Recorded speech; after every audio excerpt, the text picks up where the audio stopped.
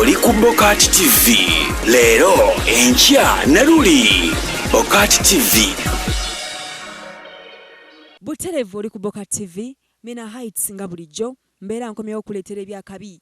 Tuli ku Georgina Gardens omulabi waffe. Webala okubeera ng'otulaba, beera ng'osubscribinga nate tokoowa, sharing linki era oziliking eddia. Kakati olunaku olwaliro mukwano era nkyali ne X nayimbira byange era ng'abaana bano ba legend baneyimbira byange. Oh my God, ba legend. Kakati ndide mwana mulezi Kadokaluyiira mu nsi ya neyimbira byange. Olunaku olwaliro kakubuuzeko omulabi waffe. Hello, BOCAT TV tubaniriza nnyo okutulaba era twesima obuwagizi bwammwe. Ono bamuyise Kadokaluyiira mu nsi ya neyimbira byange. Abaali abazibu abeetabu ate nga tukyaliwo gwe. Kadokaluyiira amanya gamatuufu gwani? Manya matuufu Ssemambo George oba Kiwanuka. Ssemambo George Kiwanuka. Amanya line mpanvu. Osinzira wawa gy'obeera ssebo? Nansana Yesu amala. Nansana Yesu amala. Eswaga ngali amaanyi kiki? Naye era obimanyi ebyaffe abayimbi ate kati tugenda kwebeerera mu ggwe. Waliyo ebipya. Okay. Kadokaluyiira mu nsi ya neyimbira byange Ssemambo mu mannya ga gaddala. Kakati mwami Ssemambo mukwano nkwaniriza ku BOCAT TV. Omulabi waffe ayagala ayongere okumanya akutegeere. Tunyumyemuko naawe ddala mu butuufu otubuulire embeera ya neyimbira byange we yakutuusa. Na wawe nyini woyimidde essaawa eno. Kadokaluyiira mu nsi ya neyimbira byange wali mu mwaka ki? Omwaka 2019 twali basajja batabbo nnyo ate okukakasa nti neyimbira byange ankyusizza. Mu butuufu ye ankyusizza ampadde obuvumu bw'amaanyi nnyo nze ne wabeeyo ku mulimu gye nkolera. Toyogera nga njogera.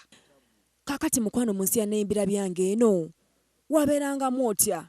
Ensi ya neyimbira byange abaana abo bigambibwa nti baana muyimirira mu nnyimba z'abantu ne mutandika ozizanyira mu kituufu? Kituufu naye ennyimba ezo ziyimirira mu MINAH. Olina okuba ng'olina omutwe. Kuba okukyusa oluyimba okulujja ku mulamwa gw'oli gwe yaluteekerako n'ogendera mu layini yeyeedongo yeyo gwe n'ossaawo omulamwa gwo ate nagwo ne gufuuka gwa tabbu nnyo. Oba kale gye bayita iti. N'okubiramu iti. Kuba abaana tujja bangi naye iti yo yeekuyisaawo okufuuka regenti kati ngaffe bw'otulaba. Kati nze bw'onziza mu kuyimba ndekayo n'okulya. Kati gwe bw'ongamba okuyiiya obuyiiya oluyimba mu luyimba lw'omuntu omulala. Oli akiraba ayinza okiraba nga kizibu naye nze oba ompadde emmere kulya ekyo kiba kyangu nnyo. Okay. King Vice, njagala ompeeyo anthem mu nsi ya neyimbira byange. Walina anthem mukwano meka? Anthem nalina ezisukka mu 6. Kati njagala ompeeyo anthem emu, ompe akataka, ompe n'ekitukudiya. Tulumbe. Tulumbe. Tinaye kantu kyaka kakutuyanya akataweza kiro mu ndabika ne katutagaza okukafuna ensimbi n'osola ng'eyawunzibwa amazima mukama kike watukola. Kasuka ekitukudiya. Ekituku. N'ekituku lwaki tetukirese? Nkusaba busabi mu buwombeefu obw'ekitalo. Omanyi kale tetwasoma gendala ne tulumbe. Era kyenjagalira ddala ddiya. Luno lugenda ekituku gunyiza nti kati ndi kumpewo njukira eri twalinga mu studio nga tebandaba naye kati wano mwana ngenda kyanganya oluzungu ate mwana bansekerere. Teri agenda kusekera kyova laba wafuna obuwagizi n'otuuka ne ku finals tewatuuka? Naye tudde ewalala ekituku tuveeyo. Kale ssebo sijja kukiremerako nnyo. Kakati Kadokaluyiira nkujjukira mu nsi ya neyimbira byange wali muvubuka muwombeefu ng'otula n'osirikawo ojjaawo. Mikwano ki gye wafuna mu neyimbira byange abaana bennyini be walimu nabo mu mpaka benjogerako? Ate kati olinnye gye gava okumanya nafuna emikwano. Waliwo emikwano egy'abawala nga waliyo emikwano gy'abalenzi. Kati ng'akajiiko international Dolobondo oyo musajja wansasaga ennyo naye gw'olabaawo. Kati waliwo akasajja akanzoganye nnyaako. Kasajja ki? Weekali awo kayimba ekiyimba. Muganda saagala nakwogerako linnya lyako. Kanzija ku byakabi. Kanzija ku bwawiina. Ku bwawiina ko kayita mukaviirako ku basa twawoneka ndekaano mu 6 naye kambangako nnyo buli wenzira akasajja kalumbye dda bakayita better choice sijja nakulwayo nnyo. Kati wakanyiigira?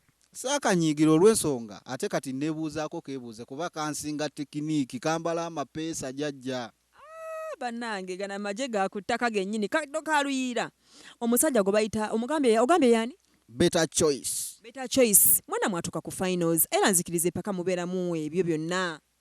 kituufu twatuuka ku final naye omanyi okutuuka akaseera ako nnyinza obba nawulira bubi mu mutima kuba omusajja oyo osimanyi oba enteekateeka yalinga etya naye nga buli we nninnya ekigere mba nkijjawo naye n'alinnyawo ate nga mpisa bubi nnyo bw'aba alinnyeewo. Omwana oyo Better Choice yali akulukuta. Yakulukuta n'ankuba laapu olwedde ne ku final twasisinkana era ye yankuba omuziki n'anzijjako nga ngenda okukwata bwenti ku kyakabi kye nali nduubirira mu mutima naye saggwamu maanyi. Better Choice yakujjako ne ku finals. Ye yanzijjako ku finals. Better Choice omukubiranga n'omugamba ne munywamu kasooda. Era twesisinkana eyo ne tubaako bye tunyumyamu music tuzimba naye kuba nategeera kyansinga njagala muwe ku kye nali musinga naye kyansinga tugatte tufunemu ki omulamwa. Endowooza yo njagadde Kadokaluyiira ani yakuyambangako mu nsi ya n'embira byange okubeera ng'oyiiya n'okuwandiika ennyimba ze wayitamu?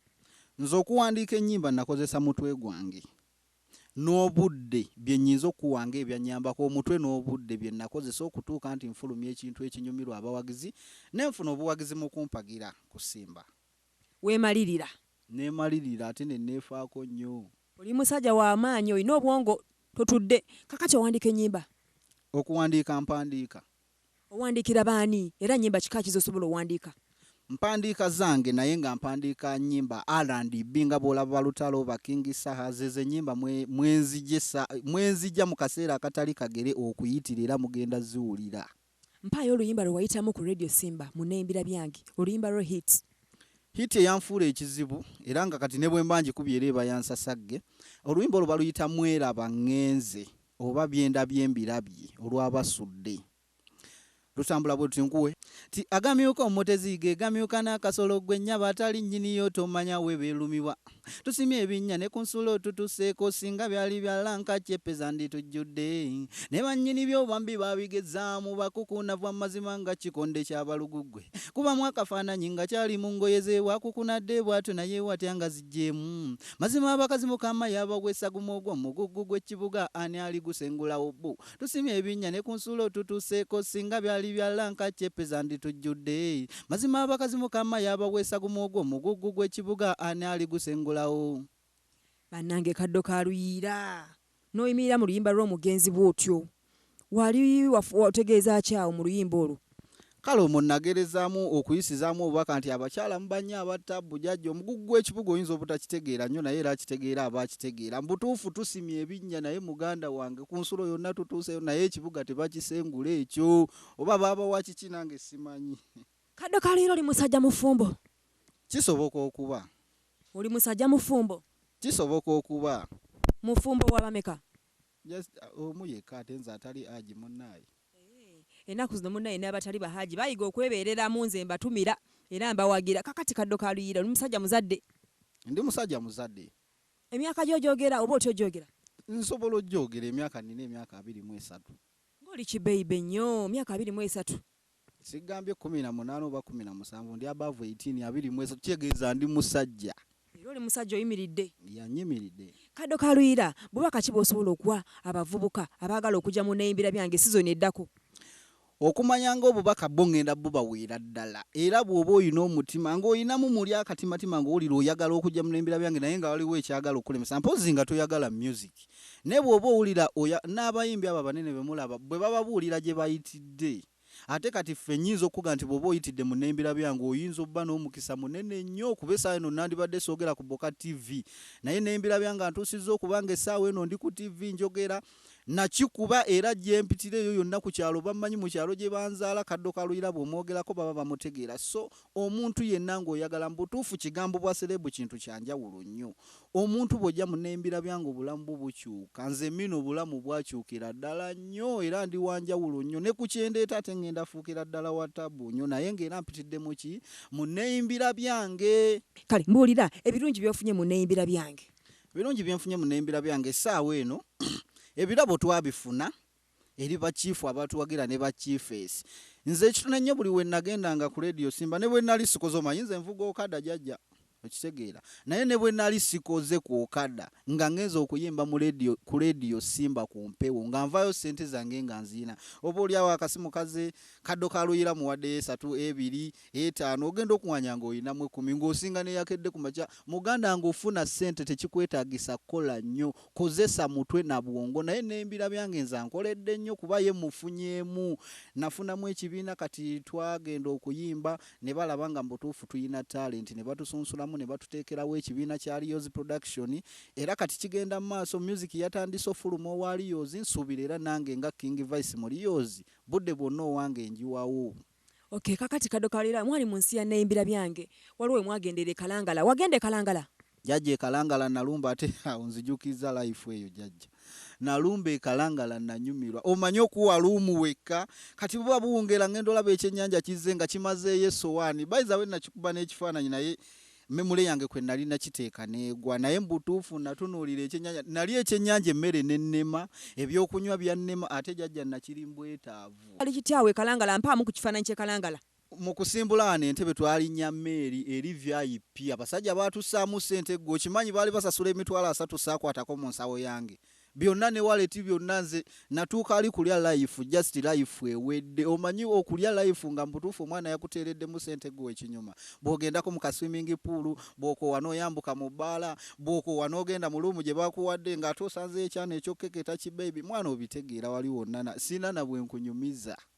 Okay, Kadokaluyiira baaka abantu bewebaza abaliwo mu bulamu bwo mu mbeera ya neyimbira byange financially, mentally, economically abantu abakuyamba mu byonna mu mbeera y'ensawo mu mbeera y'okuwa amagezi mu kubeerawo mu buli kimu kyonna n'abakusabira essaala yonna yonna ku kyalo gyenva gyempangalira essaawa eno gyenkolera essaala baazisabanga besitajja mmenya mannya baali bangi naye nga gwensookera ddala okwebaza eyali chiifu wange bamuyita chiifu Kiwanuka mbutuufu omusajja oyo yanteekamu ssente ebyambalo bye nnakozesa ebyokulya bye nnalya nga tuli eruweero buli kimu byonna ye yabikwasaganya era yampa obuwagizi bw'amaanyi nnyo naawe we naviirako mu butuufu era kyonna kye yankolera era mwebaliza ddala nnyo Chief Kiwanuka weebale nnyo byonna bye wankolera wanteeka ku mutindo essaawa eno kwentambulira jjajja. Okay, obubaka bumaze omutuukako bachiifu ne bachiefesi mwenna mbeebaza olwebaza olw'ensuso bannange mwebala okutubeererawo mwebala okubeererawo abaana mwebala omutima omulungi bannange buli muntu yenna ayimiridde mu kintu kya neyimbira byange mwebalire ddala nange nebaza Chief wange Chief Regan okuva e Germany ne nebaza Chief Peter Serunjoji okuva US mwebale nnyo mwebalire ddala ne bachiefesi abaala mwenna kakati mukwano Kadokaluyiira Semmambo obubaka bw'abavubuka obadde bulungi nnyo era nkwebaza kanyongereza okwo nange neebaza abavubuka ababeerayo nga manyi okukola kyeki n'ataddeawo okulinda kusabiriza n'ataddeawo okulinda kumuwa kukaaba bizibu kaseera kusinda mukole mugezeeko opportunity zonna ezijja beera nga wenyigira mu buli kimu omulembe gwakwebeereramu. King Vice akatale ke kakange kagamba nti mu bulamu bw'ensi no buli mwalina omuntu gwe yali agadde mu butuufu abeere nga asisinkana oba oliawo nga tannamusisinkana nga yali mwetaaze abeere nga muli kumpi abeeko ebigambo byamugamba abeeko obubaka bwamuwa Kadokaluyiira mu nsi nkakasa olina gwe weegomba butuufu mpulira omukyala gwe neegomba ku mutima gwange waliwo omukyala muyimbi bamuyita Rema omukyala oyo ate mwana MINAH amufaananamu weegomba Rema Namakula ago ogamba gwe ngamba oyo yennyini Rema Namakula kale lwaki omwegomba mwegomba olw'ebikolwa bye enkula gye yakolamu nze omanyi mbaddeko emabegakaawo nga sinayingira mu bya music naye nga ndaba nnyo ennyimba ze naye nga mwana ndaba ankolera kale ng'era bw'obimanyi omuntu olaba omuntu n'omwegomba oluusi ky'omwegombyeko osobola okimugamba nga muli babiri naye era kitwale nti mwegomba. Kadokaluyiira kakasa Rema Namakula akolera wabanga avuddeyo eri gy'aliyo kakasa nga gugo yalikoledde jjajja n'avaayo eri gy'ali nze nvuge sobola omuvuga naye ye kennyini n'asiima. Kadokaluyiira Rema Namakula otudde naye mugambe ebigambo byewo ng'essaawa eno gwe ndi naye ddala nsooka ne muganda naye Rema butuufu obadde gy'oli nange nga ndi gyendi nga tosobola kumanya nti nno oba nkwagala oba nkulowoozaako kitegeera naye nga Rema mu bantu abandikwetaaze yenze lwakuba waliwo omuntu gwe mmanyi mwana ali eyazoganya naye mu butuufu sijja kukiyita nti oba mukuba magi oba ki naye nga naawe wandyebeereddemu n'otegeera omuntu eyandikwagadde bw'afaanana ayinza obba nsinga mu byonna naye waliwo kye bayita omukwano kyo mbutuufu Rema simanyi nsonga ezo bwe ngenda zikwasaganya era wandimpadde ku password mwensobola okunyiga n'enkola ki nennyingira mu mutima gwo kuba olabika oliko password nga nnya okutuuka mu mutima gwo nze nga nze King Vice naye nga mbutuufu nandikwetaaze go ge mazima.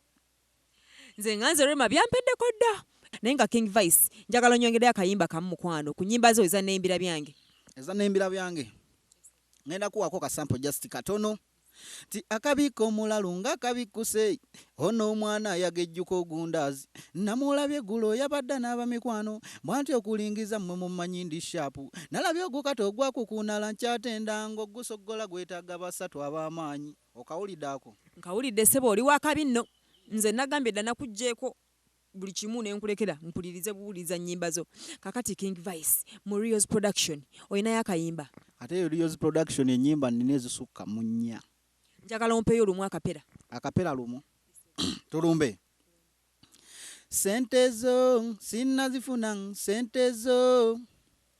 sentezo King Vice mu Rio's production sinazifuna naye wenzifunira mugona peyo mare every time njigayiga ne popininge yakuba twali babiri mu kujja nompola kati ate bonno bagambye bosi change the way demand me he changed the way you come to me why every time onumba ne bwembamba ntoyomba ng'okambo wadde bulumba osigaziza kyakusamba sinazifuna naye wenzifunira ndi wazireta sente zonzimanyi akayimba bakayita sente zonzimanyi kayimba kakwekazaakaza bakubanja naye nga weekazaakaza si bwe guli weekaza mwana obimanyi ate teri atabanjibwa naye akisinzira kubanja azatya okay King Vice buterevu badde ku BOCAT nanga njagala osibula abalabi baffe bennyini saawa eno mwebale kutuwuliriza nnyo abawagizi baffe n'abalabi ba BOCAT TV